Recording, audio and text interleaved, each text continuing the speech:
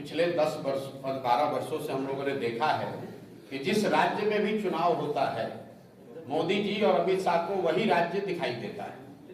अब अगले 6 महीने तक अचानक से गुजरात के इन दो नेताओं को बिहार की चिंता सताने लगेगी, बिहार की गौरवशाली अतीत की वो चर्चा करने लगेंगे। बिहार में भी कभी विक्रमशिला और नालंदा जैसे विश्वविद्यालय थे, इसकी चर्चा और इसकी याददाश्त उनकी ताजी हो जाएगी।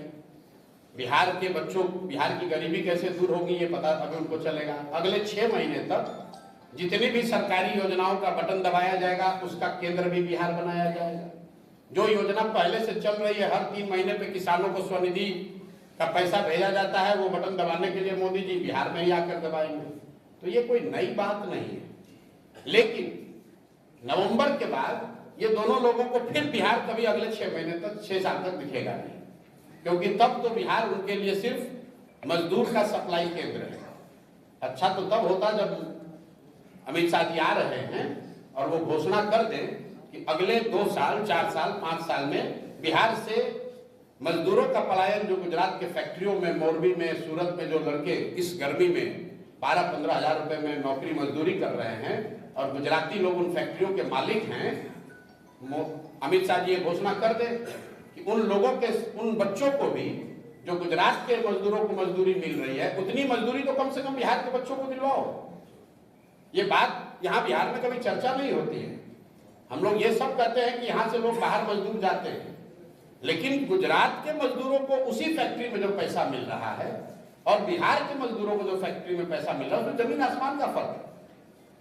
अच्छा तब लगेगा जब अमित शाह जी आए और बताए कि गुजरात के जो बड़े उद्योगपति हैं उनमें से कितने लोग बिहार में उद्योग लगाएंगे। पिछले 12-15 साल में तो लगाया नहीं। तो अब जब सुराज जब यहाँ है इन बातों के लिए, तो हम लोग ये जरूर गांव-गांव जाकर कह रहे हैं कि वोट आप लीजिएगा बिहार में और सारा इन्वेस्टमेंट, सारी फैक्ट्रियां, सारी तरक्की होगी गुजरात में। ये नहीं चल सकता है। गुजरात में की तरक्की हो, हम लोग को उससे दिक्कत नहीं है। गुजरात में बुलेट ट्रेन बन रहा है, आप लोग पत्रकार महोदय लोग रोज उस पर चर्चा कर रहे हैं, टिप्पणी कर रहे हैं, न्यूज बनाते हैं। बुलेट ट्रेन बनाने के लिए भारत सरकार ने जापान से 1 लाख करोड़ रुपया का ऋण लिया है। गुजरात में नहीं लिया है, पूरे देश ने ऋण लिया है, जिसमें बिहार का भी 13% हो गया। अगर 1 लाख करोड़ रुपया भारत सरकार ने ऋण लिया तो 13,000 करोड़ रुपया बिहार के लोगों पर भी वो कर्ज हो गया। वहां पर बुलेट ट्रेन बन रहा है। अहमदाबाद से बॉम्बे तक जाने के लिए सैकड़ों विकल्प है, वहां फ्लाइट है, पहले से ट्रेन है, सड़क है, लेकिन वहां पर बुलेट ट्रेन बन रहा है। इतना पैसा लगाकर क्यों? ताकि वहां तरक्की आए, लोगों को और सुविधा मिले भाई, हम लोग को दिक्कत नहीं है। लेकिन कम से कम हम, अगर गुजरात के लोगों के लिए बुलेट ट्रेन मिलेगा तो बिहार के लोगों के लिए पैसेंजर ट्रेन तो होना चाहिए। यहाँ के लोग तो पैसेंजर ट्रेन के लिए मारामारी कर रहे हैं। हम लोग 40 MP जिताकर भेजे हैं, गुजरात से 26 MP गए। तो ये बात तो बिहार के लोगों को समझना होगा ना कि वोट अगर हमारा है तो कुछ अधिकार तो हम लोग का होना चाहिए। सिर्फ गुजरात के लोगों का ही तरक्की क्यों होगा? और गुजरात के लोगों के तरक्की के नाम पर कितने दिन तक बिहार के लोग वोट देते रहेंगे?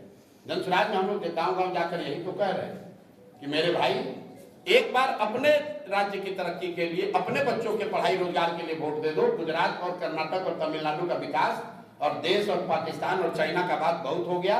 ये बिहार विधानसभा का चुनाव है, बिहार की तरक्की के लिए, बिहार के बच्चों के पढ़ाई रोजगार के लिए वोट दीजिए। तो अमित शाह जी जब आएंगे तो आप लोगों को मौका लगे तो सवाल पूछिएगा कि पिछले 15 साल में केंद्र में उनकी सरकार है, कितनी फैक्ट्री बिहार में लगी है। पटना विश्वविद्यालय को सेंट्रल विश्वविद्यालय बनाने के लिए सार्वजनिक तौर पर सभा में मुख्यमंत्री ने, बिहार के मुख्यमंत्री ने, जो उन्हीं के मुख्यमंत्री है, हाथ जोड़कर मोदी जी से कहा सेंट्रल यूनिवर्सिटी सर बना दिया जाए, सेंटेनरी ईयर है। मोदी जी ने मंच से उसको खारिज कर दिया। फिर भी अगर पटना विश्वविद्यालय से सरोकार रखने वाले लोग जाकर मोदी जी को, भाजपा को वोट देते हैं तो दोष मेरा और आपका है, मोदी जी का नहीं है। अपना नजरिया, अपना विकल्प प्रस्तुत करें।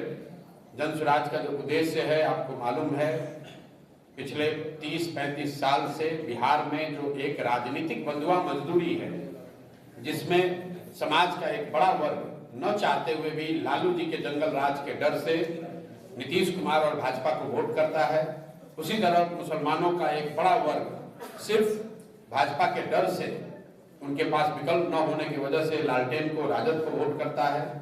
उस विकल्पहीनता को खत्म करना, राजनीतिक बदलाव मजदूरी को खत्म करना, ताकि विकल्प के अभाव में किसी व्यक्ति को गलत दल और नेता का चुनाव न करना पड़े, उनको वोट न देना पड़े। इसलिए जनसुराज की स्थापना, एक उद्देश्य जनसुराज की स्थापना के पीछे वो भी है। आप देखेंगे आने वाले विधानसभा चुनाव में जनसुराज यहाँ मजबूती से सशक्त उम्मीदवार, सशक्त और ईमानदार उम्मीदवारों के साथ चुनाव लड़ेगा। और हम लोगों की कोशिश होगी कि जनता सही विकल्प का, एक ईमानदार और बेहतर विकल्प का चुनाव करे और बिहार में विकल्पहीनता के अभाव में लालू, नीतीश और भाजपा का ये जो त्रिकोण चला आ रहा है, इसको रोका जा सके। बिहार में भी शिक्षा और पलायन पर बात हो, बिहार में भी विकास की बात हो, बिहार भी देश के कुछ अन्य राज्यों के तरफ विकास के पथ पर वापस जाए। इसी परिकल्पना को लेकर हम लोगों ने प्रयास शुरू किया है। मैं